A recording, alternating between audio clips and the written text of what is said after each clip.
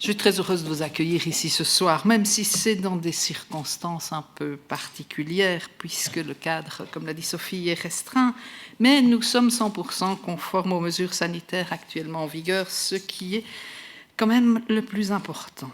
Nous organisons depuis 1982 cet événement, tous les 2 ans, en alternance avec le prix de l'environnement. Cette année, nous célébrons donc la 24e édition de ce concours. Ne me demandez pas comment, depuis 82, on est arrivé à 24 une fois tous les 2 ans. J'ai essayé toute l'après-midi de compter, mais je ne suis pas ingénieur. Merci René. Ce concours, en fait, nous permet d'honorer les efforts des entreprises luxembourgeoises en matière d'innovation et de recherche. Cher Franz, Monsieur le Ministre, votre participation à notre événement d'aujourd'hui témoigne de l'intérêt que vous portez aux entreprises en général et à leurs activités de recherche et d'innovation en particulier. Merci d'avoir accepté notre invitation. Merci d'être présent parmi nous ce soir. Votre présence en ces temps compliqués nous va droit au cœur.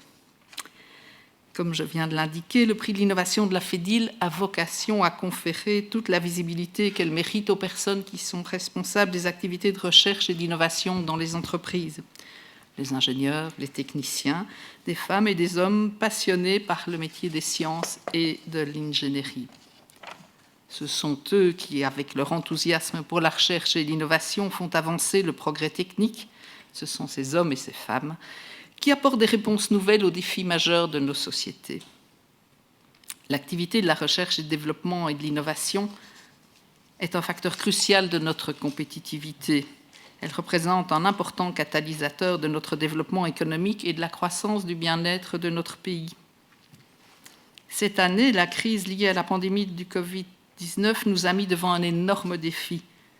Elle a créé une demande urgente d'innovation en matière d'équipements médicaux, de traitements thérapeutiques, de transport, d'approvisionnement logistique, d'enseignement, de travail à distance, et j'en passe. Les entreprises ont été obligées d'innover pour s'adapter à la situation. Elles ont dû se réorganiser pour pouvoir continuer ou redémarrer leurs activités. Au niveau politique, les décideurs se sont entourés d'experts de la recherche pour se faire conseiller sur les bonnes mesures à prendre. Sous la coordination du ministère de la Recherche, l'État a rapidement mis en place une task force composée de nombreux acteurs de la recherche publique luxembourgeoise, le LIH, le LNS, le LIST, le LISER et l'université. Cette initiative commune a permis de coordonner le soutien de la communauté nationale de recherche aux acteurs de soins de santé et au gouvernement afin d'endiguer la pandémie. On a pu identifier et centraliser les activités prioritaires en s'appuyant sur l'expertise intersectorielle en biologie moléculaire, en épidémiologie, en essais cliniques et en recherche biomédicale. Heureusement que les stratégies nationales de la recherche et de l'innovation ont permis de mettre en place un écosystème scientifique luxembourgeois avec des acteurs comme le LIH, le LIST et le Centre pour le système de biomédecine de l'université, ou bien des acteurs privés comme des laboratoires d'analyse. Imaginons un instant une situation où le Luxembourg aurait dû recourir à une expertise scientifique étrangère pour prendre des décisions délicates sur les mesures sanitaires ou pour organiser des tests PCR à grande échelle. Du côté du secteur privé, je suis fière de voir que plusieurs de nos entreprises membres se sont rapidement adaptées pour pouvoir fournir des solutions innovantes. La production de produits pertinents pour la lutte contre le virus, du gel hydroalcoolique, des masques, des visières, du tissu, mais aussi des services dans le domaine de la logistique, de l'information ou du conseil. Et puis, nous avons également les grands acteurs industriels qui fabriquent depuis longtemps des produits made in Luxembourg pour le secteur de la santé. Des activités industrielles souvent méconnues du grand public, mais des produits et des procédés de production développés et mis au point au Luxembourg. Grâce à leurs efforts réguliers en matière de recherche et d'innovation, souvent encouragés d'ailleurs par les aides du ministère de l'Économie, ces entreprises enregistrent aujourd'hui une forte demande qui vient du monde entier. Et elles arrivent à exporter des produits hautement technologiques dans de nombreux pays, parfois lointains. Méfions-nous donc des discours protectionnistes et des idéologies anti-mondialisation car nos entreprises et notre économie se développent grâce aux échanges internationaux. Je cherche toujours la madame. Mais madame, messieurs, la recherche et l'innovation seront cruciales pour surmonter les deux défis majeurs auxquels font face les entreprises d'aujourd'hui, la transition énergétique et la transformation numérique. Il faut réussir ces défis parce qu'ils vont considérablement déterminer la compétitivité de notre économie à l'avenir.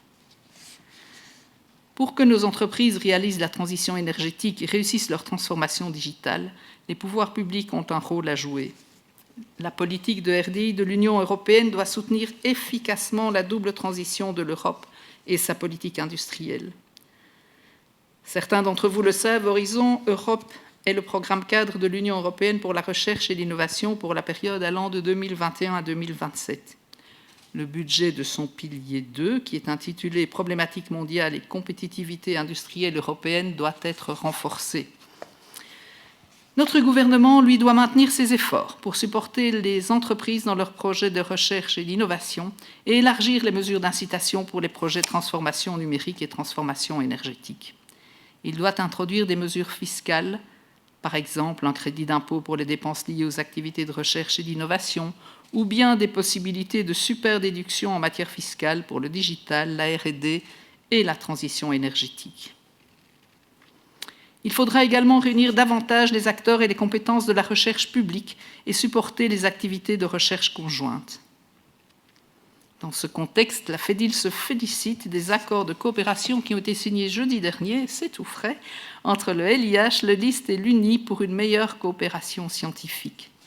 La participation à des projets et programmes de recherche communs, le développement de plateformes de recherche communes et la création de groupes de recherche interinstitutionnels augmenteront l'efficacité de notre recherche publique.